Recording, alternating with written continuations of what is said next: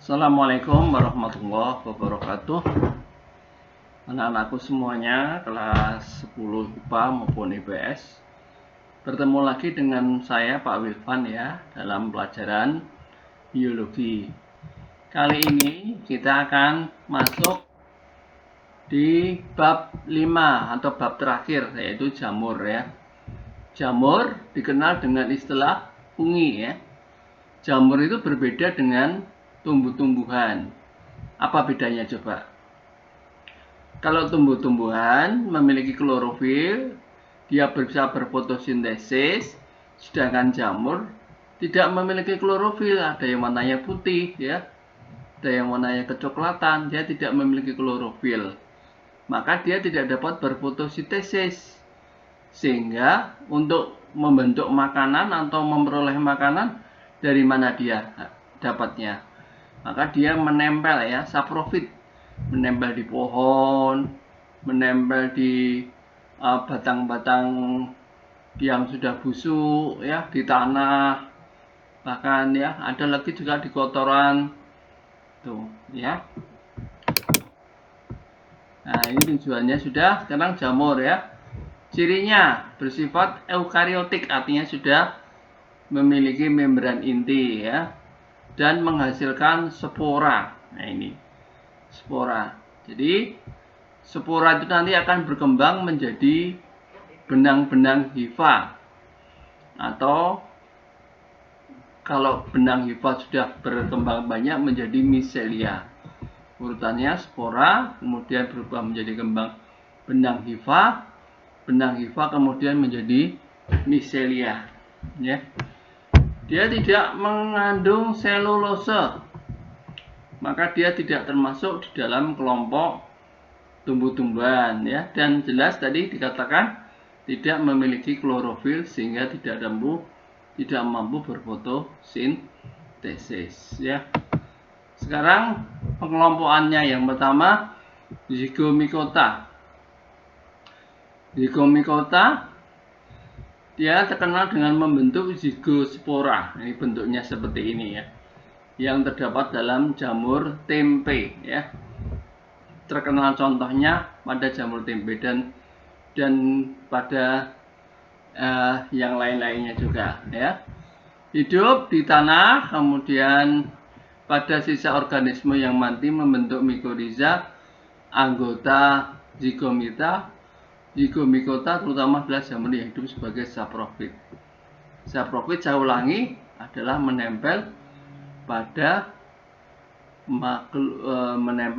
sisa makhluk hidup yang telah mati atau masih hidup juga ya. Ini berkembang biakannya. Jadi yang pertama ini sporangium atau kotak spora ya, akan keluar membentuk spora. Spora kemudian akan membentuk hifa. Ada hifa plus dan hifa negatif ya, hifa plus dan hifa negatif.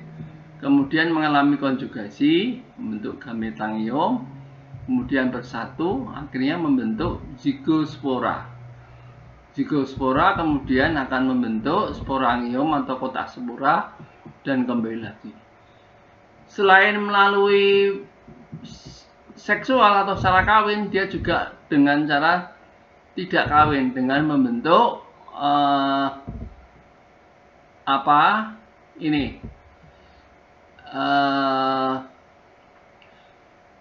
conidia ya, conidia spora.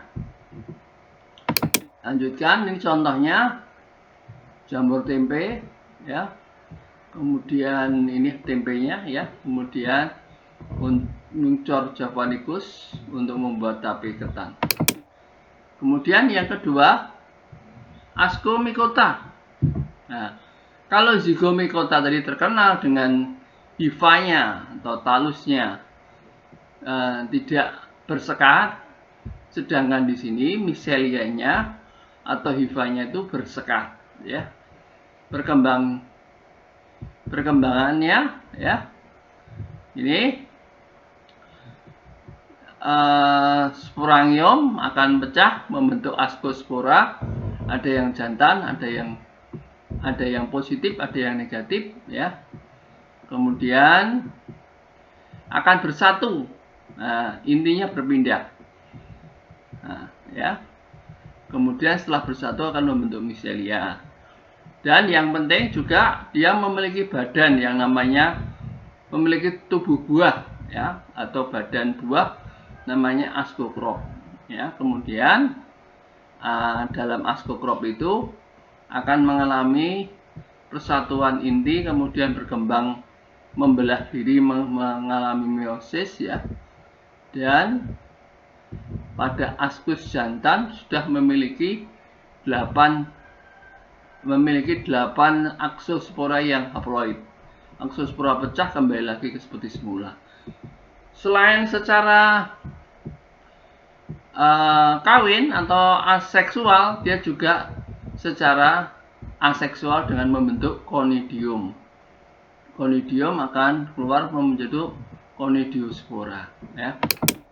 Ini contohnya untuk jamur Ascomycota, jamur oncom, ya, Neurospora Cytophylla. Kemudian Saccharomyces untuk membuat bir, minuman keras tuh, ya. Kemudian Aspergillus bagian juga untuk membuat kecap, ya. Ada juga untuk membuat makanan yang lain-lainnya. Sekarang Basidiomycota. Basidiomycota sama dengan Ascomycota, hifanya bersekat. Jadi diingat-ingat, ya, yang hifanya tidak bersekat hanya Zygomycota.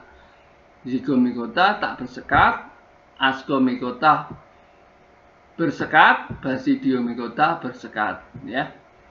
Kemudian sporanya membentuk badan yang namanya berbentuk seperti gada, namanya basidium, ya. Berdaging, dapat dimakan, ya, bentuknya seperti payung atau berbentuk seperti lembaran. Nih, ya. Ini bentuknya seperti payung atau lembaran. Ya. Cara berkembang biaknya, ya. Ini pertama basidium, ya. Badan buahnya ini memiliki seperti kaki yang ada jari-jarinya ini, ya. Nih, setiap kotaknya itu akan mengeluarkan basidiospora. Basidiospora akan berkecambah dan akan mengalami penggabungan 2 hifa. Jadi basidiospora akan membentuk hifa, ya. Hifa akan membentuk mycelium. Nah, 2 hifa akan bergabung, ya. Kemudian setelah bergabung, dia akan membentuk basidiokrop atau badan buah yang berbentuk seperti payung, ya, atau seperti lembaran, atau seperti jamur kuping, ya, berbentuk seperti kuping. Maka pada myceliumnya, ya, bawah ini, jadi ada rigi-riginya ini di bawah payungnya ini akan muncul basidium lagi dan akan mengeluarkan basidiospora lagi, ya. Ini contohnya ada jamur kuping, ada jamur shiitake, ada ganoderma untuk obat-obatan, ada jamur tiram, ada jamur merang, ya. Biasanya jamur merang dimakan untuk bahan membuat sup atau bahan membuat masakan-masakan yang lainnya.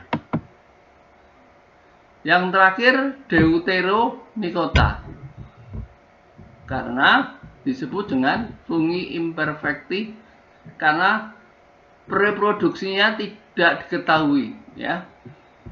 Jamurnya tidak sempurna, tidak diketahui reproduksi seksualnya, ya. Dia hanya hidup di dalam daratan, terkenal dengan Neurospora crassa, jamur oncom, ya.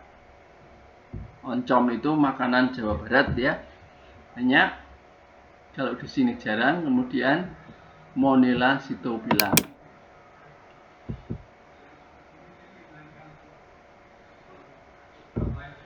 Kemudian